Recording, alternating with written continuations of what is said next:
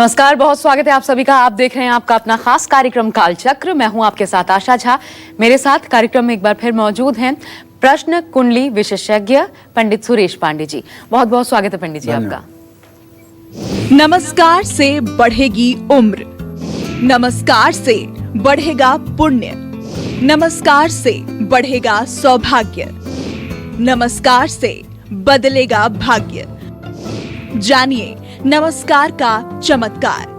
देखिए कोरोना काल में कालचक्र का स्पेशल एपिसोड।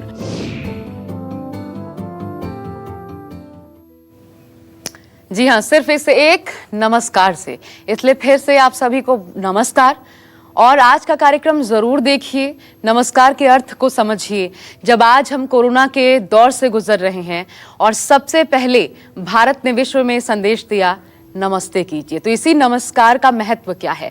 आज जब हम इस महामारी के माहौल में जी रहे हैं तो इस समय नमस्कार का ट्रेंड एक बार फिर से वापस लौट आया है। ऐसा क्यों? नमस्कार या प्रणाम करना एक सम्मान है, एक संस्कार है जो कि हमारी भारतीय संस्कृति और सभ्यता को वैश्विक तौर पर पहचान दिला रहा है। लेकिन आज भी बहुत से लोग नमस्कार के चमत्कार से अनजान हैं। नमस्कार का सांस्कृतिक महत्व और साथ साथ साइंटिफिक पहलू भी है। नमस्कार कोरोना की लड़ाई में एक बहुत बड़ा इस वक्त हथियार बना हुआ है। नमस्कार आपको निरोगी बना सकता है, सुखी बना सकता है और आपके भविष्य को भी संवार सकता है। ऐसे में आज पंडित सुरेश पांडे जी आपको नमस्कार के 20 चमत्कार बताएंगे, तो बने रहिए और जरूर ध्यान से देखिए आपका अपना खास कार्यक्रम कालचक्र। लेकिन आज की इस चर्चा की हम शुरुआत करें उससे पहले आइए नजर आज के शुभ मुहूर्त पर। 10 मई 2020 दिन रविवार। आज ज्येष्ठ कृष्ण पक्ष की तृतीया तिथि है जो सुबह 8:04 तक थी। इस समय चतुर्थी तिथि शुरू हो चुकी है। मूल नक्षत्र कल सुबह 4:13 तक रहने वाला है। और जानते हैं रविवार है तो राहु काल रहेगा 4:30 बजे से 6 बजे तक। आज गंडमूल है और भद्रा का साया भी है। आज सर्वार्थ सिद्ध योग है। संकष्टी श्री गणेश चतुर्थी भी है। और अब आइए बढ़ते हैं आगे और आज का टॉपिक है नमस्कार। हमारे देश में हाथ जोड़कर नमस्कार करने की परंपरा है। नमस्कार करना सम्मान के साथ आपके संस्कार भी प्रदर्शित करता है। लेकिन क्या आप जानते हैं कि यही नमस्कार का अपना एक अलग महत्व है। भारतीय संस्कृति में नमस्कार को क्यों सबसे प्रभावी माना गया है, समझने की कोशिश करते हैं पंडित जी से। पंडित जी, जब नमस्कार करते हैं इसका शाब्दिक अर्थ क्या है? नमस्कार मतलब होता क्या है, शब्द का अर्थ और महत्व क्या है भारतीय संस्कृति? नमस्करोति इति नमस्कारः। हम नम्रता के साथ किसी के सामने झुक जाएं, यही नमस्कार है। हम किसी के सामने हृदय से समर्पण करें, यही नमस्कार है। हम हृदय से किसी का अभिवादन करें, यही नमस्कार है। नमस्करोति इति नमस्कारः। जितने भी हमारे यहाँ स्तोत्र हैं, जितने भी हमारे यहाँ मंगल पाठ हैं, सब में नमः का प्रयोग आता है। नमः, नमन करोत इति नमस्कार। तो नमो कहिए, नमस्कार कहिए, नमः कहिए, इसका अर्थ नमस्कार ही होता है। ठीक है जी। यहाँ तक कि भारत माता के बारे में भी आरएसएस के लोग जब प्रार्थना करते हैं तो कहते हैं नमस्ते सदा वत्सले मातृभूमे त्वया हिंदू भूमे सुखम वर्धितो हम महामंगले पुण्य भूमे तुदर्शे पतत्वे सकायो नमस्ते नमस्ते। नमस्कार हम पृथ्वी से लेकर के धरती पर रहने वाले प्रत्येक उन प्राणियों को जिनका हम सम्मान करते हैं, सबको करते हैं। देवी देवताओं को भी करते हैं जी। और आज इस कोरोना काल में और कुछ सिद्ध हुआ हो या न सिद्ध हुआ हो, एक चीज तो सिद्ध हुआ कि हमारे ऋषि, हमारे मुनि, हमारे मनीषी बहुत दूरदर्शी थे और विश्व अभी उनको अनुकरण करे काफी 100 वर्षों तक, तब भी उनको नहीं पाएगा। क्योंकि आज बड़े बड़े देश के राष्ट्राध्यक्ष अपने देश की जनता से अपील कर रहे हैं कि आप हाथ न मिलाएं, आप भारतीय संस्कृति के अनुसार लोगों का अभिवादन नमस्कार करके करें, सोशल डिस्टेंस मेंटेन करें। ये बहुत बड़ी बात है। हम जिसे सदियों से लेकर के जीते आ रहे हैं, आज उसको एक दिन में अगर पूरा विश्व मान ले रहा है तो ये हमारी बहुत बड़ी जीत है, ये कोई छोटी मोटी जीत नहीं है। तो भारतीय संस्कृति में चरण स्पर्श और नमस्कार समेत 5 तरह के अभिवादन बताए गए हैं, लेकिन सबसे लोकप्रिय अभिवादन जो है वो नमस्कार माना गया है। नमस्कार एक संस्कृत का शब्द है जो संस्कृत के नमः शब्द से बना हुआ है, जिसका अर्थ है नमन करना, प्रणाम करना। नमस्ते और नमस्कार ये दोनों शब्द हैं तो पर्यायवाची, लेकिन इन दोनों के बीच में एक आध्यात्मिक अंतर है। आप कहेंगे अब इसमें भी क्या अंतर हो सकता है? तो अंतर है, नमस्कार शब्द नमस्ते से ज्यादा सात्विक है, ज्यादा समर्पण का है। नमस्कार करने से स्वभाव में नम्रता बढ़ती है। जिस समय व्यक्ति नमस्कार करता है ना, उस समय उसके चेहरे पर सात्विकता की आभा आती है और उसका अहंकार विलीन होता है। उसकी जो नेगेटिविटी होती है ना, वो उसके शरीर से इरेज होती है, नष्ट होती है, गायब होती है। और नमस्कार करने से शरणागति, कृतज्ञता का भाव बढ़ता है। कृतज्ञता क्या है भाई? कृतज्ञता है एहसान मानना, किसी के द्वारा किए हुए परोपकार को मानना। मैं गारंटी के साथ इस बात को कह सकता हूं, जो आदमी दूसरों के किए हुए उपकार को नहीं मानता, जो आदमी किसी का एहसान नहीं मानता, उस आदमी को भगवान विष्णु भी आकर के अगर सुख देना चाहें तो वो सुखी नहीं हो सकता। क्योंकि कृतज्ञ जो एहसान को नहीं मानता है, जो परोपकार को नहीं मानता है, ऐसे व्यक्ति को कहते हैं कृतज्ञ।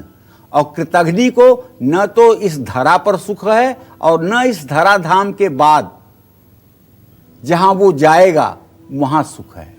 इसलिए मैं तो अपने सभी दर्शकों से कहता हूं कि अगर थोड़ा सा भी आपके साथ किसी ने अच्छाई की है तो पूरी जिंदगी के लिए उसको याद रखिए कि उस आदमी के प्रति आपको कृतज्ञ रहना है। कृतज्ञता बहुत बड़ा गुण है और कृतज्ञता से बढ़ करके कुछ पाप भी नहीं है। जो लोग दूसरों का एहसान नहीं मानते हैं, जो लोग दूसरों के परोपकार को नमन नहीं करते हैं, वो लोग कभी जीवन में सुखी नहीं होते हैं। उनके बाल बच्चे संतान कभी सात्विक नहीं होते हैं, कभी संस्कारित नहीं होते हैं। नमस्कार करने से सात्विकता बढ़ती है और आध्यात्मिक उन्नति होती है। ये अध्यात्म क्या है? आत्मा का अध्ययन ही अध्यात्म है। जिस दिन हम ये सोच लेते हैं कि ये शरीर जो है 9 दरवाजों वाला एक घर है और इसमें हम रहने वाले किराएदार हैं, हम माने जीव, ठीक है ना। 9 दरवाजे हैं और 9 दरवाजों में से एक भी दरवाजा जब खराब होता है तो ये जीव इससे निकल करके बाहर जाने की कोशिश करता है। 9 दरवाजे क्या हैं इस शरीर के? 9 शरीर में जो छेद हैं यही 9 दरवाजे हैं, ठीक है। और इस दरवाजे में जहां जीव रहता है उसका अध्ययन करना ये अध्यात्म कहलाता है। उसके बारे में जानकारी हासिल करना, उसका प्रत्यक्षीकरण करना, ये अध्यात्म कहलाता है। अध्ययन जो है, आत्मा का अध्ययन करने का जो विषय है वो अध्यात्म है और उसकी उन्नति होती है जब आदमी नमस्कार करता है। नमस्कार से क्या होता है? देखो, 5 उंगलियां आपस में जुड़ती हैं।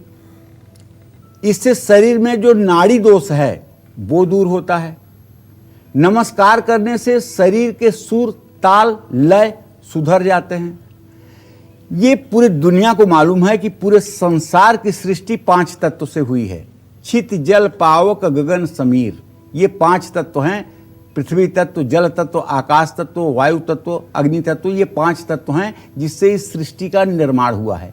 और इसमें मन, बुद्धि और अहंकार को जोड़ करके मनुष्य के शरीर का निर्माण हुआ है। ये 8 चीजें मनुष्य के शरीर निर्माण में सहायक हैं। तो हमारा शरीर 5 तत्वों से बना है और हाथ की 5 उंगलियां 5 तत्वों का प्रतिनिधित्व करती हैं। कई बार मैंने बता दिया है कि कौन सी उंगली किस तत्व का प्रतिनिधित्व करती है। तो जब हम हाथ जोड़ते हैं नमस्कार से पहले, तो ये 5 तत्व हमें लाभ पहुंचाते हैं। ये 5 तत्व हमें लाभ पहुंचाते हैं क्योंकि 5 तत्वों का जो एक सामंजस्य होता है उसका लाभ हमें हमारे हार्ट बीट पर पड़ता है, हमारी सोच पर पड़ता है और हमारे जीवन शैली पर पड़ता है। नाड़ी दोष क्या है पंडित जी? नाड़ी 3 प्रकार की नाड़ी होती है, ईड़ा, पिंगला, सुषुम्ना। यहीं पे अगर आप देखो यहाँ कलाई पर, तो यहाँ पे ये तीनों नाड़ियाँ होती हैं। अगर 2 उंगलियों को रख करके इस नाड़ियों को आप देखो तो ये नाड़ी कभी हंस की तरह चलती है, कभी बगुले की तरह चलती है, कभी मेढक की तरह चलती है। सुश्रुत संहिता में लिखा हुआ है कि नाड़ी कब कैसी चले तो कौन सा रोग और कौन सी स्थिति होती है। तो ये ईड़ा बाई नाक है, ये पिंगला दाहिनी नाक है, और दोनों नाक से एक साथ जब स्वर प्रवाहित होता है तो सुषुम्ना है। तो इन नाड़ियों को देख करके वैद्य बताता है कि वात, पित्त, कफ कौन सा रोग है इस व्यक्ति को या इसका इलाज क्या होना चाहिए। यही नाड़ी है। और इन नाड़ियों का अतिक्रमण, ये दोनों हाथ जब जुड़ते हैं पंचतत्व एक साथ और हृदय चक्र पर दबाव पड़ता है, तब ये नाड़ियां अपने आप संतुलित होने लगती हैं और मनुष्य नर्वस सिस्टम से बाहर निकलने लगता है। एक और चीज बता दीजिए पंडित जी, कई लोगों को आदत नहीं होती इसलिए भी नमस्कार नहीं करते, उनको लगता तो है अच्छी चीज है, लेकिन तो फिर ऐसे सामान्य अगर बैठे भी हुए आदत नहीं बेटा, उनके जीवन में कहीं न कहीं किसी कोने में अहंकार है। आदत मत कहो इसको कहो कहीं न कहीं कोने में कृतज्ञता का भाव नहीं है। कहीं न कहीं कोने से झुकने का मतलब, देखो, क्षमा शोभती उस भुजंग को जिसके पास गरल हो। जो झुकना जानता है ना बेटा, वही इंसान है। झुकेगा वही जिसमें कुछ जान होगी, अकड़ खास मुर्दों की पहचान होगी। झुकेगा वही जिसमें कुछ जान होगी, अकड़ खास मुर्दों की पहचान होगी।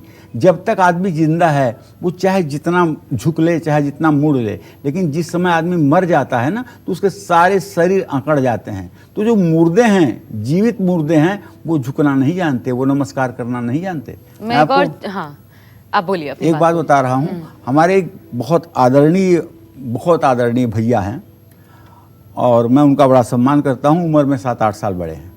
उन्होंने ज़िंदगी में कभी किसी को प्रणाम नहीं किया, किसी से हाथ नहीं जोड़ा, किसी का पैर नहीं छुआ। तो एक बार वो हमारे साथ चित्रकूट आए थे। तो चित्रकूट में कामतगिरी के नीचे कामतानाथ का मंदिर है, वहाँ गए, हम भी गए, हमने हाथ जोड़ा, परिवार था, सबने हाथ जोड़ा और वो गए तो वहाँ ऐसे खड़े हो गए। हमने कहा अरे ये आपके कोई रिश्तेदार नहीं है, ये भगवान जी हैं, इनके सामने हाथ जोड़ लीजिए, प्रणाम कर लीजिए। तो उन्होंने जानते हो कैसे कहा? नमस्ते। हमने कहा बस हो गया, तो ये दर्शन करने आप क्यों आते हैं? कह रहे यार चलो पंडित जी आप तो ऐसे फालतू की बात करते रहते हो, बस हो गया ना, नमस्कार हो गया तो हो गया। तो कुछ लोग ऐसे होते हैं जिनका सिद्धांत ऐसा होता है, लेकिन सच है, अगर आपके मन में जरा सा भी उदारता है, कृतज्ञता है, झुकने की आपके अंदर आदत है, तो शायद ये आदत आपको नवम सरल सबसन छलहीना मम भरोस ही हरस न दीना। भगवान राम कहते हैं सेवरी से कि हे देवी, जिसके अंदर सरलता है उसको तो मैं सहज प्राप्त हूँ। वो जहाँ बुलाए, जब बुलाए, जैसे बुलाए, मैं तो उसके साथ हूँ। तू ये क्यों सोच रही है कि मेरी पत्नी का अपहरण हुआ है तब मैं सीता के लिए रावण को मारने यहाँ आया हूँ? मैं तो सबरी माँ के हाथों की बैर खाने आया हूँ। रावण को चाहता तो लक्ष्मण अपने पैर के बाणों से अयोध्या से मारता और रावण लंका में मर जाता। लेकिन यहाँ इन ऋषि मुनियों के जो राक्षस इनको दुख दे रहे थे, जो राक्षस इनका भक्षण कर रहे थे, इनका अंत कौन करता? माँ, तुम्हारे इस मर्यादा का पालन कौन करता? तुम्हारी बेर को कौन खाता? इसलिए राम आया है जंगल में। तो कहने का आशय ये है, अगर कृतज्ञता, मैं क्या बताऊं, मैं कैसे कहूं, कुछ लोग मेरे अति सन्निकट रहते हैं लेकिन वो कृतज्ञ हैं और उनका दुख देख करके मैं दुखी होता हूं, लेकिन मैं क्या करूं, मैं उनकी किस्मत को नहीं बदल सकता हूं। फिर भी मैं जो एक चीज छोटी सी पूछना चाह रही थी कि मानिए नहीं करते हैं, हाथ कहीं बैठे हुए हैं, हाथ ऐसे जोड़ के बैठने से भी वही लाभ मिलेगा? हाथ जोड़ के बैठने से वही लाभ मिलेगा, लेकिन हाथ के साथ साथ मस्तिष्क और मानसिकता का जुड़ा हो रहा है कि नहीं, ये दोनों बातें हैं। अगर आपका मस्तिष्क नहीं जुड़ रहा है, केवल ड्रामेटिकल हाथ जुड़ रहा है, कोई मतलब नहीं। ठीक है, अब आइए बढ़ते हैं आगे। और जो लोग सिर्फ मामूली अभिवादन समझने वाले लोग हैं, क्योंकि देखिए वैज्ञानिक महत्व भी है इसका, नमस्कार का शरीर मन पर प्रभाव पड़ता है, पंडित जी ने बताया। वैज्ञानिक महत्व क्या है थोड़ी देर में जानेंगे, लेकिन अभी राशियों का वक्त है। सबसे पहले मेष राशि के जातकों का संपूर्ण राशिफल।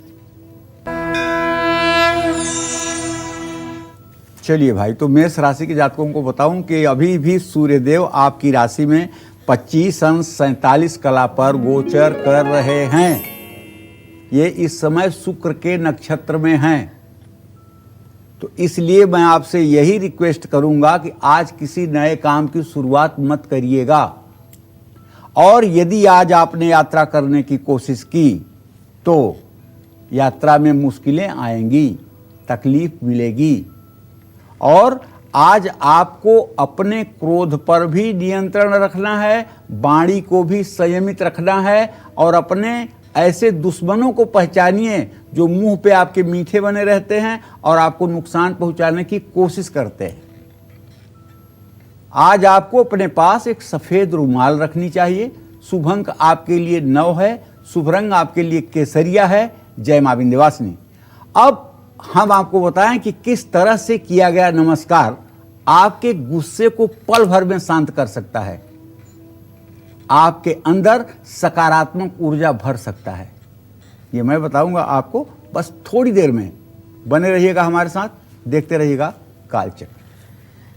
जी हाँ, थोड़ी देर में विशेष जानकारी भी जरूर जानिए, बहुत महत्वपूर्ण है, बहुत छोटी सी जानकारी, बहुत लाभकारी। फिलहाल वृषभ राशि के जातकों का राशिफल। देखिए, वृषभ राशि के जातकों को बताऊं तो कहना ये चाहता हूं कि आपके राशि में बुध और शुक्र की अजब गजब स्थिति बनी हुई है, जिसका परिणाम ये होगा कि आपका वैवाहिक जीवन एकदम अच्छा रहेगा। अपने लोगों का आपको साथ मिलेगा और छोटी सी यात्रा करेंगे जिसमें मजा आएगा, लेकिन संभल करके यात्रा करिएगा, लॉकडाउन का भी पालन करिएगा। समाचार आपको अच्छा मिलने वाला है, धन लाभ भी होगा। कारोबार और नौकरी में कोई परेशानी नहीं आएगी, ये मेरा विश्वास है। घर के आसपास के पेड़ पौधे में पानी डालिएगा, पंछियों के लिए पानी की व्यवस्था करिएगा। शुभ अंक आपके लिए 5 होगा, शुभ रंग आपके लिए आसमानी होगा। जय मां विंध्यवासिनी। तो बात नमस्कार की हो रही है। नमस्कार का शास्त्रीय सांस्कृतिक महत्व आपने जान लिया। अब नमस्कार का वैज्ञानिक महत्व भी समझिए। कैसे नमस्कार करने से हमारा गुस्सा शांत हो सकता है, डर दूर भागता है, बॉडी में पॉजिटिविटी, सकारात्मकता बढ़ती है। पंडित जी, क्या तरीका है? देखो, हाथ जोड़ने में शरीर में रक्त का जो संचार है वो बढ़ने लगता है, ठीक है जी। और आंतरिक प्रसन्नता महसूस होती है। मुख प्रसन्न तन तेज विराजा, मानहु अपर गिरिन्ह कर राजा। मनुष्य का चेहरा सब कुछ कहता है। अगर आपके मन में प्रसन्नता है तो आपके चेहरे से झलकता है। जानते हैं, जब आप कहीं जाते हैं तो सबसे पहले आप नहीं बोलते हैं, सबसे पहला आपका चेहरा बोलता है। अंग्रेजी में इसको कहते हैं बॉडी लैंग्वेज। मतलब आपका चेहरा बोलता है कि आप कैसे हैं, किस स्वभाव के हैं। और इंटरव्यू देने वाले लड़के जो होते हैं, वो अगर उनका बॉडी लैंग्वेज अच्छा नहीं है तो वो योग्य होते हुए भी बेचारे अयोग्य हो जाते हैं। इसलिए भाई, बॉडी लैंग्वेज बहुत जरूरी है। और मैं बार बार कहता हूं कि सिर्फ और सिर्फ 84 लाख योनियों में मनुष्य को भगवान ने हंसने की ताकत दिया है। कुत्ता भी रोता है, बिल्ली भी रोता है, गाय के आंख से आंसू गिरता है, भैंस के आंख से आंसू गिरता है, लेकिन इंसान के आंसू तो गिरते हैं, लेकिन साथ में हंसने की भी कला इंसान को ही मिली है। इसलिए हर समय आदमी को मुस्कुराते रहना चाहिए, हंसते रहना चाहिए, प्रसन्न रहना चाहिए, समाज में मिठास घोलते रहना चाहिए। जब हम हाथ जोड़ करके किसी का अभिवादन करते हैं, स्वागत करते हैं, तो हमारे हथेलियों के दबाव, ये हृदय चक्र है, देख रहे हैं ना, ये हृदय चक्र है, इसको अनाहत चक्र भी कहते हैं। ये जब अनाहत चक्र दबता है तो यहां आज्ञा चक्र में सक्रियता बढ़ती है और नमस्ते करने से मन हमेशा शांत हो जाता है। शास्त्रों के मुताबिक यदि आप बुजुर्गों को नमस्ते करते हैं तो दैविक कृपा प्राप्त होती है। लेकिन ऐसा नहीं केवल बुजुर्ग ही आपको दे सकते हैं आशीर्वाद। देखिए, 2 प्रकार के वृद्ध होते हैं, एक ज्ञान वृद्ध होते हैं, एक वयोवृद्ध होते हैं। एक ऐसे वृद्ध हैं जिन्होंने 80 साल की उम्र पार कर ली है, लेकिन उन्हें 5 साल के बच्चों जैसी भी बुद्धि नहीं है। तो उनके पास न तो कोई तप है, न कोई संचार है, कुछ आपको देने लायक नहीं है। एक है जो 15 साल का ही है, लेकिन वो 10 साल की उम्र से ही वेद रट रहा है, वेद को पढ़ता है और पूरी नियम धर्म से, सात्विकता से रहता है, हर समय ईश्वर का स्मरण करता है। उसको भी अगर आप नमस्कार करेंगे तो उसका भी नमस्कार आपके लिए वरदान बन जाएगा। तो एक ज्ञान वृद्ध होते हैं, एक वयोवृद्ध होते हैं। वृद्ध से नमस्कार करिए, लेकिन कभी अगर ज्ञान वृद्धि मिल जाए तो अपने अहंकार का त्याग करके उसको नमस्कार और प्रणाम जरूर करिए। नमस्ते करने से आपका दिल मजबूत होता है, अंदर का डर खत्म होता है। और आप जानते हैं रामायण में 2 प्रसंग था नमस्ते का। एक प्रसंग था कि जब भगवान शिव ने भगवान राम लक्ष्मण को देख करके नमस्कार किया, तो सती ने पूछा कि अरे आप किसको नमस्कार कर रहे हैं, आप तो देवाधिदेव हैं। बोले मैंने प्रभु श्री राम को नमस्कार किया। कहन ये प्रभु श्री राम कैसे हैं? कहन ये हैं जगत के तारनहार, यही हैं, यही तो हैं हमारे आराध्य। बोले ये तो अपने पत्नी के लिए गली गली घूम रहे हैं, ये तो इंसान लग रहे हैं। कहन नहीं देवी ऐसा नहीं, इनके बारे में ऐसा नहीं सोचते हैं। कहन अच्छा मैं जाके देखूं? भगवान बोले जाओ। जा करके उन्होंने सीता का रूप बना लिया और सीता का रूप बना के जाके रास्ते में खड़ी हो गई। प्रभु श्री राम ने देखा, कहाँ हूँ माँ तू कहाँ वृष के तू, विपिन अकेल फिरत कही है तू। हे माँ भोलेनाथ कहाँ हैं? यहाँ जंगल में आप अकेले क्यों घूम रही हैं? उनकी तो बुद्धि हक्का बक्का हो गई। अब वो जिधर देख रही हैं राम लक्ष्मण सीता, जिधर देख रही हैं राम लक्ष्मण सीता, पागल होके बैठ गई एक जगह सर नीचे करके। उसके कुछ देर के बाद जब उन्हें एहसास हुआ तब वो भगवान शिव के पास आई। भगवान शिव ने पूछा देवी आपने क्या देखा, क्या परीक्षा ली? बोली कुछ नहीं, जैसे आपने नमस्कार किया था वैसे मैंने नमस्कार किया। भगवान शिव ने ध्यान करके देखा तो कहा वाह ये तो कमाल कर गई, मेरी माँ बन गई। शिव शंभु प्रतिज्ञा की न मन माही, यह तन सती भेंट बनाही। जाओ नमस्कार तो नहीं किया ना, लेकिन अब इस शिव से तुम्हारी इस शरीर से मुलाकात नहीं होगी। और उन्हें दक्ष यज्ञ में जाकर जलना मरना पड़ा। तो चलिए नमस्ते करते वक्त जब उंगलियां एक दूसरे से मिलती हैं तो दबाव पड़ता है, जिसकी वजह से ज्ञानेंद्रियां सक्रिय हो जाती हैं। कहा जाता है कि जब आपको गुस्सा आए तो आप तुरंत नमस्कार की स्थिति में बैठ जाइए, इससे आपका गुस्सा शांत हो जाएगा। क्यों नमस्कार हाथ मिलाने से ज्यादा प्रभावी है, कारगर है? कैसे हाथ मिलाने से हमारे अंदर नेगेटिविटी, जीवाणु, विषाणु और वायरस अटैक कर सकते हैं। ये तो मेरे बताने का विषय नहीं है, ये तो रोज आप समाचार में देख रहे हैं। इसीलिए तो आप मास्क लगा के घूम रहे हैं और हाथ को सैनिटाइजर से क्यों धो रहे हैं? इसीलिए कि किसी के हाथ का वायरस आपके हाथ में तो नहीं चिपक रहा है। तो आज का कार्यक्रम बहुत आवश्यक है, आप देखिए और बच्चों के अंदर भी इस तरह के संस्कार पालने की कोशिश करिए। और थोड़ी देर में वो दर्शक जो हमारे साथ जुड़े हुए हैं और पंडित जी से अपनी समस्या का समाधान चाहते हैं, यानी कॉल मिला रहे हैं, थोड़ी देर में हम कॉलर्स लेने का सिलसिला शुरू करेंगे, इसलिए बने रहिए। फिलहाल मिथुन राशि वाले जातकों की बात पहले कर लेते हैं। थोड़ा सा ग्रह गोचर आपका परिवर्तित हुआ है। जैसे बुध की स्थिति इस समय वृषभ राशि में बन गई है और अगर देखा जाए तो चंद्रमा धनु राशि में आकर आपकी राशि पर दृष्टि कर रहा है। 10वें भाव का स्वामी बृहस्पति है। अगर इस तरह से देखा जाए तो काम में तो सफलता मिलेगी, थोड़ा सा आपके यश कीर्ति का भी विस्तार होगा और घर में भी सुख शांति रहेगी, स्वास्थ्य अच्छा रहेगा और आर्थिक लाभ भी होगा। लेकिन अनावश्यक खर्चे से और वाहवाही से बचें। और दूसरी बात, ज़्यादा सफलता इतना न सर पे चढ़ जाए कि आप क्रोध करें। क्रोध से भी आपको बचना है, क्रोध से आपके काम बिगड़ सकते हैं। आज आपको चाहिए देवाधिदेव भगवान कृष्ण की पूजा करिए और किसी भूखे व्यक्ति को जिसे भोजन की नीड्स है उसे जरूर भोजन कराइए, हाथ जोड़कर भोजन कराइए। दरिद्र नारायण की सेवा साक्षात नारायण की सेवा है। शुभ अंक आपके लिए 1 होगा, शुभ रंग आपके लिए सफेद होगा। जय मां विंध्यवासिनी। और अब कर्क राशि वाले जातकों को बताते हैं दिन का संपूर्ण राशिफल विस्तार से।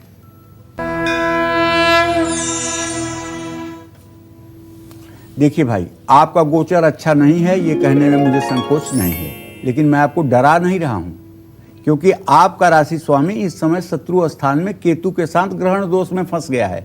तो आपको 2 दिन तक शांत रह करके दोनों दिन बिताने चाहिए। बहुत ज़्यादा उछल कूद करेंगे और बहुत ज़्यादा दूसरे के लाइफ में इंटरफियर करेंगे तो बेइज्जत होंगे। लव लाइफ में विवाद होगा, स्वास्थ्य बिगड़ेगा, स्वास्थ्य के प्रति सावधानी रखिएगा और यात्रा या कोई नया काम शुरू करने की कोशिश मत करिएगा, क्योंकि अभी तो चंद्रमा केवल 2 अंश पर आया है। ये 54 घंटे का समय आपके लिए बहुत ही सावधानी के साथ व्यतीत करने का है। आज आप मानसिक रूप से अपने को बेचैन महसूस कर सकते हैं, इसलिए नहा करके परफ्यूम लगाइए, 2 मिनट खड़े होकर आईने के सामने अपने को ही देखकर खुश होइए। शुभ अंक आपके लिए 6 है, शुभ रंग आपके लिए गुलाबी है। जय मां विंध्यवासिनी। लॉकडाउन के दौर में हमारी जागरूकता, हमारा विश्वास, हमारी आस्था और हमारी संस्कृति कोरोना वायरस से बचने के लिए हमारी मदद कर सकती है। यानी अब किसी से भी हाथ मिलाने के बजाय हम सभी को नमस्कार करना चाहिए, क्योंकि ये स्वस्थ और सुखी रहने का सबसे आसान और सबसे बेस्ट तरीका है। लेकिन क्या आप जानते हैं कि हैंडशेक के बजाय नमस्कार करना क्यों सबसे ज्यादा जरूरी और प्रभावी है? और पंडित जी, आपने जैसा कहा कि बताने की जरूरत नहीं, लेकिन फिर भी इस पर विस्तार से आज आपका नजरिया जरूर जानना चाहेंगे। देखो, किसी से जब हम हैंडशेक करते हैं तो उससे ज़्यादा बेहतर है कि हम उसको नमस्कार कर लें, क्योंकि हमारे भारतीय संस्कृति में कहीं भी हाथ मिलाने की परंपरा का कोई वर्णन ही नहीं है। सच बात तो ये है कि हमारे यहाँ साष्टांग दंडवत की बात है, लेकिन वो किसके लिए है? वो महात्माओं के लिए है। जैसे राजा साहब अगर जंगल में गए किसी ऋषि या मुनि के पास, तो राजा साहब वहाँ नमस्कार नहीं करेंगे। नमस्कार करने के बाद साष्टांग दंडवत करेंगे, और जब दंडवत करेंगे तो दाहिने हाथ की तर्जनी उंगली उस मुनि के बाएं पैर के अंगूठे पर और बाएं हाथ की ये तर्जनी उंगली दाहिने पैर के अंगूठे पर पड़ेगी। और जिस तरह से इन्वर्टर चार्ज होता है, उसी तरह से उस मुनि की, उस ऋषि की पॉजिटिविटी और तपस्या से ये सामने वाला व्यक्ति जिसने साष्टांग दंडवत किया है, उसके शरीर में शक्तिपात होता है, और शक्तिपात होते ही उसके अंदर दिव्य तेजस्विता आ जाती है। मुख प्रसन्न तन तेज विराजा, मानहु अपर गिरिन कर राजा। जैसे वो चक्रवर्ती सम्राट बन गया केवल उनका स्नान करके। देखिए भाई, दो चीज़ों में तो मैं कहूँगा कि ये तो आप अनुभव कर लीजिएगा, मेरी बात मत मानिए। एक तो किसी साधक जो सचमुच में साधक हो, जो दिखावे वाला न हो, जो बिल्कुल न शो करता हो कि मैं साधना करता हूँ, लेकिन वो हर समय ईश्वर में ही लगा हो, ऐसे किसी व्यक्ति का साष्टांग एक बार दंडवत करके और अपने जीवन में परिवर्तन देखिएगा। दूसरी बात, जब भी आपको समय मिले कभी प्रयाग जाइएगा। वहाँ गंगा और जमुना जहाँ मिलती हैं, जहाँ जमुना का हरे रंग का जल आता है, गंगा का सफ़ेद रंग का जल आता है, और दोनों जल जहाँ मर्ज होते हैं, वहीं पर एक बार 3 बार डुबकी लगा लीजिएगा, और तब अपने ज़िंदगी में महसूस कीजिएगा कि क्या फर्क पड़ा हमारे जीवन में। आपको खुद महसूस होगा, शब्द नहीं है उसके बारे में बताया जा सके। इसी तरह से जब आप किसी सिद्ध साधक के श्री चरणों में इस तरह का प्रणाम कर, हाँ, अगर कोई आपसे कम ऊर्जावान है और उसका आपने इस तरह से दंडवत कर लिया, तो आपकी ही ऊर्जा उसके शरीर में प्रवेश कर जाएगी। जो भरा पात्र होगा वही खाली पात्र में अपना सामान ट्रांसफर करेगा। अगर वो बिल्कुल कुछ भी नहीं है, उसके अंदर कोई सात्विकता नहीं है, तो आपकी सात्विक एनर्जी को वो सोख लेगा, उल्टा इससे आपको नुकसान होगा। तो साष्टांग दंडवत सोच समझ करके किया जाता है, नमस्कार और अभिवादन सबका किया जाता है। तो शरीर की राजसी और तामसी तरंगों को हाथों की उंगलियों से हमारे शरीर में जो प्रवेश होता है, ये हैंडशेक से होता है, नमस्कार से नहीं होता है। दूसरे व्यक्ति की रज और तन तरंगे हमारे शरीर को नुकसान पहुंचाती हैं, जिससे हम हाथ मिला रहे हैं। अगर वो व्यक्ति किसी अनिष्ट शक्ति से पीड़ित है, जैसे किसी आत्मा से पीड़ित है, तो उसका भी बैड इफेक्ट आपके जीवन पर पड़ेगा। दूसरे की नेगेटिव एनर्जी से अगर आपको बचना है, तो आपको नमस्कार करना है, और मुस्कुराते हुए नमस्कार करना है, हंसते हुए अभिवादन करता है, सर को झुकाते हुए अभिवादन करना है, आंखों को बंद करके अभिवादन करना है। हाथ मिलाने से दूसरे के शरीर का वायरस आपके ऊपर संक्रमित हो सकता है, और आपके शरीर में ये बहुत आसानी से ये संक्रमण हो सकता है। इसलिए चाहे एड्स हो चाहे कोरोना, दोनों बीमारियां हाथ मिलाने से भी होती हैं। इसलिए हमें अपने जीवन में एक संकल्प लेना चाहिए कि खुद हम अपने परिवार को संस्कारित करेंगे नमस्कार करने के लिए। अगर आप भी नमस्कार के लाभ पाना चाहते हैं, तो आपको सही मुद्रा, सही तरीका नमस्कार का करना पड़ेगा। वो सब मैं बताऊंगा। देखिए, मुद्राएं बहुत कुछ कहती हैं। आप सोचेंगे मुद्रा कहाँ से इन्होंने लिया है। जैसे क्रोध मुद्रा, वीर मुद्रा, हास्य मुद्रा होती है ना मुद्रा, उसी तरह से ये अंगूठा अगर इससे मिल जाता है तो ज्ञान मुद्रा। अगर इन तीनों उंगलियों से हवन होती है तो देखिए इसका मुंह बन गया हिरण की तरह, तो ये मृगी मुद्रा। पांचों उंगलियों से अगर हवन किया जाए तो ये देखिए अब सूअर जैसा मुंह इसका हो गया, सूकरी मुद्रा। इसी तरह से एक नमस्कार मुद्रा भी होती है, उसके बारे में भी आपसे चर्चा करूंगा, आप हमारे साथ बने रहिए। और आगे हम सिंह राशि वाले जातकों की बात करेंगे, इस चर्चा को भी आगे बढ़ाएंगे, लेकिन उससे पहले हमारे साथ एक कॉलर है अलका इंदौर से। बहुत स्वागत है आपका अलका जी, प्रश्न पूछिए अपना। नमस्कार पंडित जी। थोड़ा तेज बोलिए। नमस्कार पंडित जी। हाँ, सदा सुखी रहिए अलका जी। पंडित जी, मैं ये जानना चाहती हूँ कि मेरे हस्बैंड का नाम राहुल है और उनका जन्म 24 नवंबर 1984 का है जी। और वो दूध का बिजनेस करना चाहते हैं जी। इससे पहले वो ये फंड कंपनी होती है उसमें काम करते थे, जिसमें काफी लॉस हुआ है उनको जी। लेकिन अब वो चाहते हैं कि हम दूध का बिजनेस करें, तो वो सक्सेस हो पाएगा या नहीं और कब से हम इसको चालू कर सकते हैं? आंख बंद करके दूध का व्यवसाय करें बेटा, क्योंकि तुम्हारे पति भाव का स्वामी शुक्र, उससे दसम भाव का स्वामी चंद्रमा है। शुक्र और चंद्रमा की स्थिति अगर देखा जाए तो अभी थोड़ी सी मतलब कि व्यवस्था की कमी तो पड़ रही है, लेकिन अगर दूध का व्यवसाय शुरू करें तो निसंदेह दिन दूना रात चौगुना उन्नति करेंगे। लेकिन एक बात जरूर बताना चाहूँगा कि इनके तृतीय भाव में चंद्र केतु की स्थिति है। गाय भैंस का पालन न करें, मवेशियां अपने पास न रखें, क्योंकि ऐसे लोगों को चौपाए से नुकसान होता है। लेकिन दूध खरीदना और दूध को आगे बेचना ये इनके लिए फायदे का व्यवसाय होगा। निश्चित रूप से डेयरी का व्यवसाय इनके लिए अच्छा होगा, लेकिन पशुओं का पालन इनके लिए अच्छा नहीं होगा। जहाँ तक शुरू करने का प्रश्न है ना, तो अभी भी समय है, आप शुरू कर सकते हो। किसी ब्राह्मण से अच्छा मुहूर्त ले करके और आप शुरुआत कर सकते हो। और बात फिर राशियों की, तो आज सिंह राशि वालों का पूरा दिन कैसा बीतने वाला है? आपका संपूर्ण राशिफल आज क्या कहता है आपके लिए, देखिए। देखिए, अगर आपकी सिंह राशि है तो मैं आपसे यही कहना चाहूँगा कि आपका राशि स्वामी इस समय शुक्र के नक्षत्र में, भरणी नक्षत्र में है। ऐसे में किसी से मनमुटाव हो सकता है और खासकर परिवार में। आपके माताजी की सेहत भी बिगड़ सकती है। मन में किसी तरह का नकारात्मक विचार न आने दें और जहाँ गहरा पानी हो वहाँ सतर्कता के साथ जाएं। प्रॉपर्टी या उसके कागजातों से भी सतर्कता बरतें। नौकरी और कारोबार को लेकर के थोड़ी देर परेशानी हो सकती है, लेकिन इसका समाधान भी आपको मिल जाएगा। आज आपको गाय को हरा चारा या पालक खिलाना चाहिए। शुभ अंक आपके लिए 1 होगा, शुभ रंग आपके लिए सफेद होगा। जय मां विंध्यवासिनी। और बारी है कन्या राशि के जातकों की, तो कन्या राशि वालों की किस्मत किस ओर करवट लेगी आज, क्या कहता है आज आपका पूरा दिन, देखिए अपना राशिफल। कन्या राशि के जातकों को बताऊं कि इस समय जो गोचर बना हुआ है ना, भले 2 केंद्रों में राहु केतु है, लेकिन उसके साथ चंद्रमा की स्थिति है। लग्नेश बुध सूर्य के साथ भाग्य स्थान में है, तो ये तो पक्की बात है कि आपके स्वास्थ्य में सुधार होगा होगा होगा। आपके रिश्तों में मिठास बढ़ेगी, क्योंकि आज राजयोग आपके भाग्य स्थान में है, बुध शुक्र की युति है।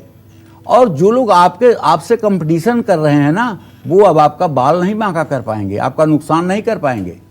भाग्य आपका बुलंद है, लेकिन ज़्यादा ओवर कॉन्फिडेंस में आकर के फिर भी कोई रिस्की काम या गलत डिसीजन आपको नहीं लेना चाहिए, ये तो नुकसान हो ही सकता है ना। तो आज भोजन करने के बाद थोड़ी सी सौंफ और मिश्री जरूर खाइएगा। शुभ अंक आपके लिए 4 बनेगा, शुभ रंग आपके लिए नीला होगा। जय मां विंध्यवासिनी। हमारे साथ इस वक्त एक और कॉलर हैं सुबोध बिजनौर से। बहुत स्वागत है सुबोध जी, प्रश्न पूछिए अपना। पंडित जी नमस्कार। हाँ नमस्कार। पंडित जी, मेरी जन्म तिथि है 5/2/2001 जी। मैं अपनी सरकारी नौकरी के बारे में पूछना चाहता हूँ, कब तक मेरी सरकारी नौकरी लग जाएगी? और मेरा लक्ष्य जो है सेना में जाना है। अच्छा, कब तक मैं अपने लक्ष्य को? मैं तुम्हें बताऊं सुबोध, तुमने जब प्रश्न किया है तो मंगल ही आ गया है लग्न में, और मंगल ही सेना का कारक ग्रह है, और तुम्हारे दसम भाव का स्वामी शुक्र है। बहुत जल्दी, ज़्यादा से ज़्यादा 22 साल पहुँचते पहुँचते सेना के लिए सेलेक्ट हो जाओगे।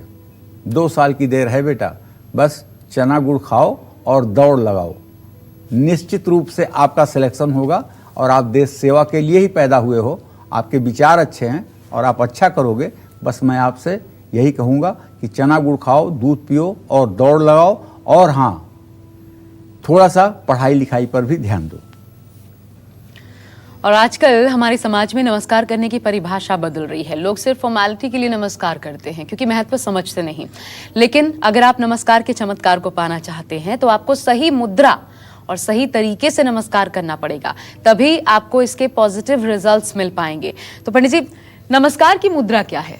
इसके अलावा नमस्कार की मुद्रा जो है वो अलग अलग देवताओं के लिए अलग अलग मुद्रा है। अच्छा। देखो, वैसे तो अंजलि मुद्रा में दुनिया को नमस्कार किया जाता है, लेकिन भगवान शिव को नमस्कार कैसे किया जाता है? लिंग मुद्रा में। बाएं हाथ को हृदय पर रखिए, दाहिने हाथ के अंगूठे को ऊपर रख करके ऐसे रखिए और सर झुकाइए शिवलिंग के सामने। ये लिंग मुद्रा के लिए नमस्कार है।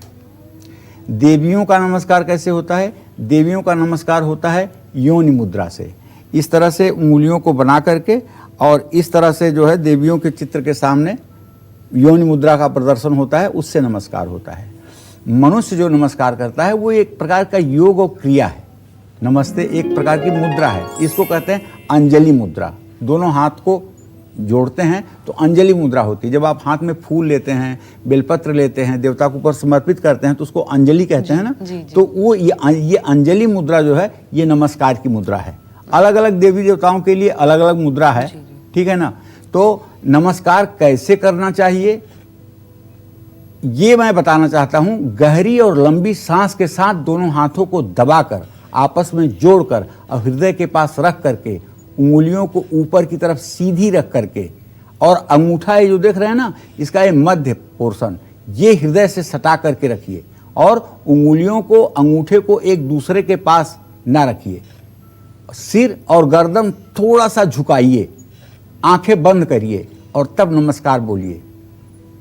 इस मुद्रा से व्यक्ति का मन प्रसन्न हो जाता है और उसको गुस्सा नहीं आता है। आप जानते हैं, आप चाहे जितना मंदिर के चक्कर काट लीजिए, चाहे जितने बार आप मूर्ति को पकड़ लीजिए, अगर आपके मन में आंख बंद करने के बाद एक क्षण के लिए प्रभु की झांकी नहीं आती है तो सारी पूजा बेकार है।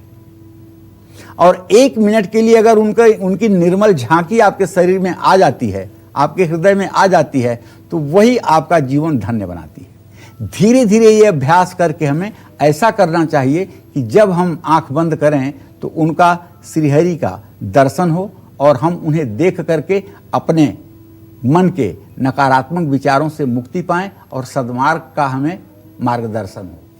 नमस्कार करते समय आपको कौन सी चीज़ नहीं करनी चाहिए और किन चीज़ों का खास ख्याल रखना चाहिए, ये भी मैं आपको बताऊंगा। और एक बात और बताऊंगा, समाज में ऐसे भी लोग हैं जो दूसरे से नमस्कार करते हैं तो वो एहसान दिखाते हैं और 2-4-10 दिन बाद ये बात जरूर कहेंगे, मैं दुनिया में किसी से प्रणाम नहीं करता हूँ, सिर्फ आपसे प्रणाम करता हूँ। मतलब वो दिखाएंगे कि आपके ऊपर मेरा ये एहसान लद रहा है, मैं आपसे प्रणाम करता हूँ। ऐसे लोगों का भविष्य भगवान के ही हाथ में है और ऐसे लोग सचमुच में इतने दुखी होते हैं कि अपने परिवार को इस स्थिति में ला देते हैं कि परिवार जिए कि मरे, लेकिन वो सुधरते नहीं है। इसलिए कोई सुधरने वाले एलिमेंट ही नहीं है। भगवान ने उनको ऐसे बना के ही भेजा हुआ है। मैं तो चाहूँगा कि अगर मेरा कार्यक्रम देख रहे हैं और अगर आपका ये एक्सरे मैं कर रहा हूँ तो आप सुधरिए, इससे आपका ही परिवार अच्छा होगा, आप ही अच्छे होंगे।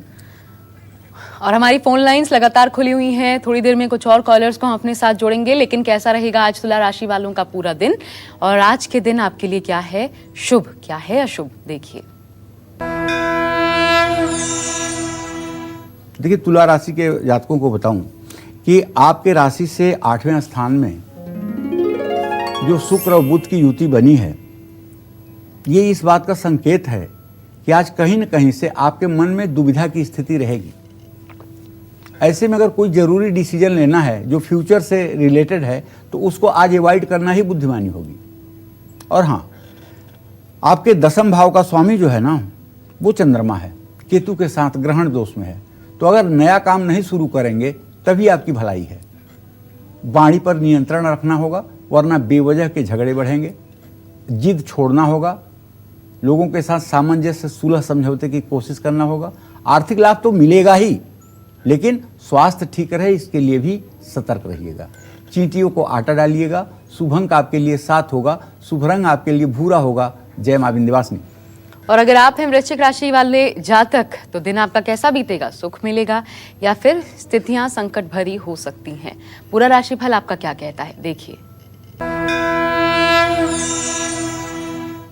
देखिए, वृश्चिक राशि के जातकों को बताऊं कि आपके कुटुंब भाव में चंद्र केतु की स्थिति है। वैसे तो स्वास्थ्य आपका अच्छा रहेगा, मंगल के कारण कह रहा हूं क्योंकि मंगल सुख स्थान में बैठा हुआ है। मन भी प्रसन्न रहेगा, शुभ समाचार भी मिलेगा और यात्रा भी करनी पड़ेगी, लेकिन मजबूरी में यात्रा करेंगे, उसमें तकलीफ भी मिलेगी। वैवाहिक जीवन आपका अच्छा रहेगा। जीवन साथी को अगर आप समय दीजिए तो ये अच्छी बात होगी। आज आपको चाहिए कि हनुमान चालीसा का पाठ कर लीजिए। शुभ अंक आपके लिए 8 होगा, शुभ रंग आपके लिए हरा होगा। जय मां विंध्यवासिनी। नमस्कार करते वक्त किन चीजों का ध्यान रखना है वो सावधानियां आपको बताएंगे, लेकिन इस वक्त हमारे साथ एक कॉलर है श्रीकांत जी, भोपाल से। स्वागत है श्रीकांत जी, आपका प्रश्न पूछिए अपना। नमस्कार पंडित जी। हाँ नमस्कार श्रीकांत जी। श्रीकांत बोल रहा हूँ भोपाल से जी मेरी 2 बेटियां हैं। जी बड़ी बेटी 29 जून 97, जी छोटी बेटी 30 मार्च 2004। जी। इनकी पढ़ाई और नौकरी के बारे में जानना था मेरा।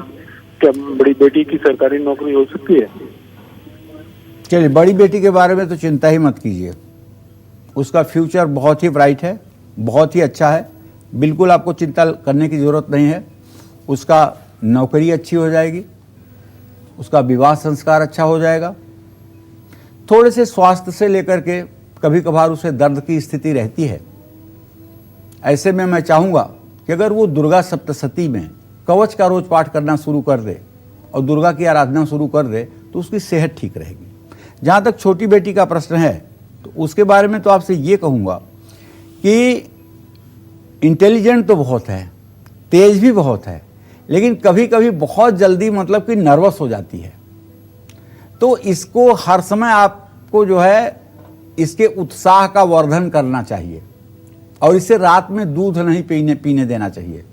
रात में ये दूध न पिए, क्योंकि इसको रात में दूध पीना कहीं न कहीं से इसकी सेहत को प्रभावित करेगा। दिन में दूध पी सकती है और रात में अगर दूध पीना बहुत ज़रूरी हो तो उसमें 1 चुटकी हल्दी डाल दे या जरा सी 2 पत्ती चाय की डालकर उबाल कर तब पिए। तो निश्चित रूप से इसका भी वैवाहिक जीवन बहुत अच्छा होगा, लेकिन इसका विवाह विलंब से होगा। इसका विवाह 27वें या 28वें वर्ष में होगा और इसको सरकारी नौकरी मिलने में भी बहुत विलंब तो नहीं होगा, लेकिन ये संतुष्ट होगी कि नहीं होगी ये बात है, इसलिए 27वां वर्ष लग सकता है। और अब आइए चर्चा करो एक बार फिर करते हैं। तो नमस्कार मुद्रा क्या है, सही तरीके से कैसे किया जाता है आपने जाना, लेकिन वो कौन सी चीजें हैं जिनका ध्यान रखना चाहिए नमस्कार करते वक्त? पंडित जी क्या चीजें हैं? देखिए, सबसे पहले तो नमस्कार करते समय अपनी आंखों को बंद जरूर करिए, लेकिन उन बंद आंखों में वही व्यक्ति हो जो सामने है, वही चित्र हो जो सामने है, वही मूर्ति हो जो सामने है। आंख बंद करने का मतलब नहीं है कि दूसरा कुछ हो। आंख बंद करने का मतलब, जैसे कबीरदास ने क्या कहा, नैनों की कर कोठरी पुतरिये पलंग बिछाए, तापहि पियहि बिठाई के, नैनों की चिक डारी पिय को लेऊं रिझाए। अर्थात ये आँखों की कोठरी बना करके, नैनों की कर कोठरी पुतरी पलंग बिछाए, ये इसमें जो पुतली है आँख की जो घूमती है इसको पलंग बना देते हैं। तापर पिए बिठाई के, उस पर अपने भगवान को बिठा करके, भगवान को वहाँ धारण करके, नैनों की चिक डार, चिक कहते हैं पर्दे को, आँखों की जो ये ऊपर की बनावट है ये आँख बंद करने की स्थिति को कहते हैं। नैनों की चिक डारी के पिए को ले रिझाए, और उस भगवान में इतना हम मग्न हो जाएं कि उसको अपने ऊपर प्रसन्न कर लें। तो कहने का मतलब, जब आप नमस्कार करते हैं और आप हाथ जोड़ते हैं, आंख बंद करते हैं, तो अपने उसी आराध्य का या अपने सामने खड़े उसी सम्मानित व्यक्ति का मन में स्मरण आपको करना चाहिए। नमस्कार करते समय जूता चप्पल पैर में नहीं होना चाहिए। आपका अर्थ पृथ्वी में होना चाहिए। एक हाथ से नमस्कार कभी नहीं करना चाहिए। कुछ लोग नमस्कार करते हैं ना, तो ये पैर का जो घुटना है ना, इसी घुटने को छू करके प्रणाम करते हैं। और नेता लोगों को आप देखिए, जब नेता लोग चुनाव में जाते हैं तो क्या करते हैं, 5-6 लोग साथ खड़े हैं ना, तो 5-6 लोगों का इनका घुटना, उनका घुटना, उनका घुटना, उनका 5-6 लोगों का घुटना एक साथ छू करके तब अपना हाथ यहाँ ले आकर के कर देते हैं, माने 6 लोगों से नमस्कार हो गया, शॉर्टकट नमस्कार हो गया। ना वो मन से नमस्कार करते हैं, ना उनको मन से आशीर्वाद मिलता है, वो फॉर्मेलिटी करते हैं, फॉर्मेलिटी का असर उनको दिखाई देता है। तो नमस्कार करते समय हाथ में कोई वस्तु नहीं होनी चाहिए। नमस्कार मुद्रा से ऊर्जा का प्रवाह शरीर में आसानी से होता है। नमस्कार करते समय हाथों की उंगलियां बिल्कुल सीधी होनी चाहिए, जिससे सात्विकता का प्रवाह आपके शरीर में हो।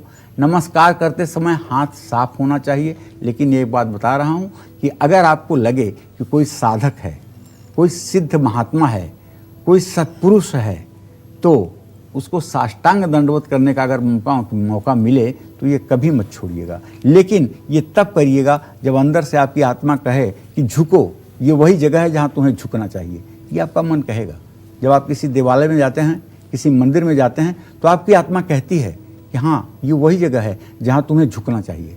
और जहाँ निगेटिविटी होती है, जहाँ किसी व्यक्ति में बनावट, ढोंग, आडंबर होता है, वहाँ जब आप जाते हैं आप बेचैन हो जाते हैं।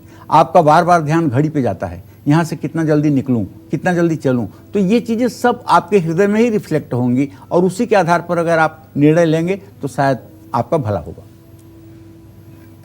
और चलिए अब धनु राशि वाले जातकों को बताते हैं आपके दिन का संपूर्ण राशिफल।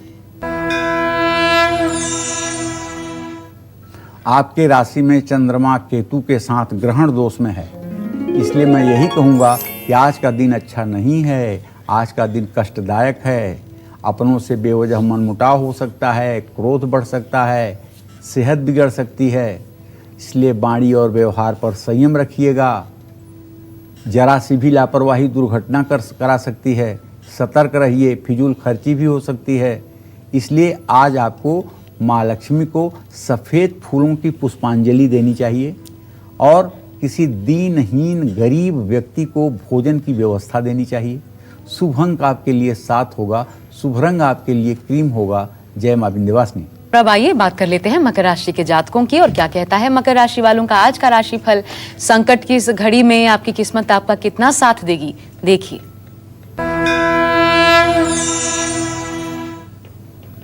देखिए, आपके राशि स्वामी शनिदेव इस समय सूर्य के नक्षत्र में चल रहे हैं, उत्तराषाढ़ नक्षत्र में चल रहे हैं और आपके धन भाव में मंगल की स्थिति बनी हुई है। ऐसे में ये मान लीजिए आप कि आज आपको धन लाभ होने का योग बना हुआ है और अपने लोगों के साथ आपके संबंध भी अच्छे रहेंगे। और सबसे बड़ी बात है, घमंड मत करिएगा। नौकरी और कारोबार में कोई आपके संकट नहीं है, चाहे जैसे भी। आज आपका भाग्य आपके साथ है, इस अवसर का लाभ उठाइए।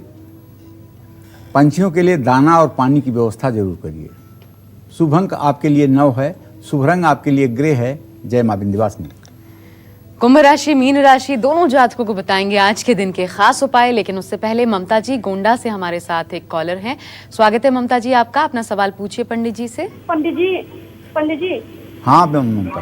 पंडित जी, मैं बहुत परेशान हूँ। मेरे पति ये दुकान कर रहे थे, किराए पे लेके। हम कर्जा से बहुत परेशान हैं पंडित जी, और ये दुकान के बारे में पूछ रहे थे कि दुकान हम ले पाएंगे कि नहीं। ममता, ऐसा है, तुमने प्रश्न किया बेटा, तो आपके द्वितीय भाव का और सप्तम भाव का स्वामी बुध और शनि है, पंचम नवम दृष्टि है। परेशानी तो मानव जीवन में आती रहती है। तुम्हें तो सिर्फ एक समस्या है, आर्थिक समस्या है। लोग तो बीमारियों से जूझ रहे हैं, लोग मौत के मुंह में जा रहे हैं। तुम इतना अधीर क्यों सिर्फ पैसे के लिए हो रही हो? तुम्हारे पति का पुरुषार्थ बढ़े, इसके लिए तुम आज ही एक श्री सूक्तम की किताब अपने घर में मंगाओ और श्री सूक्तम संस्कृत में लिखे हुए 16 मंत्र हैं, उन मंत्रों को सुबह शाम 16 बार पाठ करना शुरू करो और महालक्ष्मी का आवाहन करो कि हे देवी कल्याणी, आपके ही आने से लोगों का सम्मान बढ़ता है, आपकी कृपा दृष्टि मेरे पति पर हो, मेरे पति का पुरुषार्थ बढ़े। ऐसी प्रार्थना करना शुरू करो। 108 दिनों के बाद आपके सारे संकट के बादल कट जाएंगे और आप सुखपूर्वक जीवन जियोगे। और अब बढ़ते हैं आगे। अगर आप कुंभ राशि के जातक हैं तो आज आपको क्या लाभ होने वाला है, क्या कहता है कुंभ राशि वालों का आज का संपूर्ण राशि फल, जानिए विस्तार से। भले ही मंगल कुंभ राशि में है, लेकिन आपको जानकर एक बात की हैरानी हो सकती है कि मंगल अपने ही नक्षत्र में है। धनिष्ठा नक्षत्र का जो अधिपति होता है मंगल ही होता है। तो आज नौकरी में और बड़े अधिकारी आपसे प्रसन्न रहेंगे, बड़े बुजुर्गों का आशीर्वाद भी आपको मिलेगा और सभी काम आसानी से पूरे होंगे। मान सम्मान भी आपका बढ़ेगा। सेहत अच्छी रहेगी, परिवार में सुख शांति रहेगी। दुर्गा सप्तशती का पाठ हो सके तो करिएगा। शुभ अंक आपके लिए 5 है, शुभ रंग आपके लिए लाल है। जय मां विंध्यवासिनी। और मीन राशि वालों को थोड़ा सा इंतजार करवाएंगे क्योंकि इस वक्त हमारे साथ राम विनय जी बिहार से एक कॉलर हैं। स्वागत है आपका विनय जी, सवाल पूछिए। हाँ मैडम, मेरा एक पोता है का जन्म हुआ है 8/4/20 के। जी बताइए। 9:46 पर। क्या जानना चाहते हैं? उसका थोड़ा जानना चाह रहे थे, उसका क्या होगा कुंडली में, किसे क्या होगा। इतने छोटे बच्चे का भविष्य जानने की कोशिश मत कीजिए। 12 साल के बच्चों तक बालारिष्ट होता है। 4 साल तक बच्चे अपनी माँ की किस्मत से जीते हैं। 8 साल की उम्र तक बच्चे अपने पिता के भाग्य से जीते मरते हैं और 8 साल के बाद उनका प्रारब्ध शुरू होता है। कोई ज्योतिषी अगर ये कहता है कि हाँ मैं नवजात शिशु की भविष्यवाणी कर सकता हूँ, तो ये शायद पनसुइया लेकर के समुद्र कोई पार करेगा, क्योंकि इसके लिए अरिष्ट भंगाध्याय है हमारे यहाँ। तो मैं कहूँगा कि उनके माता पिता को कहिए कि भगवान शिव की आराधना करें, और आप उनके दादा हैं, आप भी भगवान शिव की आराधना करें और बच्चे को चिरंजीवी दीर्घायु होने का पंडित जी बड़ी मुश्किल से फोन लगता है, इसलिए मैं जरूर चाहूंगी कुछ अगर आप बता। बस इतना जरूर मैं बताऊंगा राम विनय जी को कि आपके पुत्र से पुत्र भाव का स्वामी बुध है जो शुक्र के साथ है। बच्चा अच्छा है, ठीक करेगा, इसमें कोई दो राय नहीं है, भविष्य अच्छा होगा। तो पॉजिटिव रहिए, सकारात्मक रहिए। अगली बार जरूर जुड़िए कुछ समय बाद जब बड़ा हो जाए, ताकि पंडित जी थोड़ा आपको और विस्तार से जानकारी दे पाए। फिलहाल मीन राशि के जातकों की बात।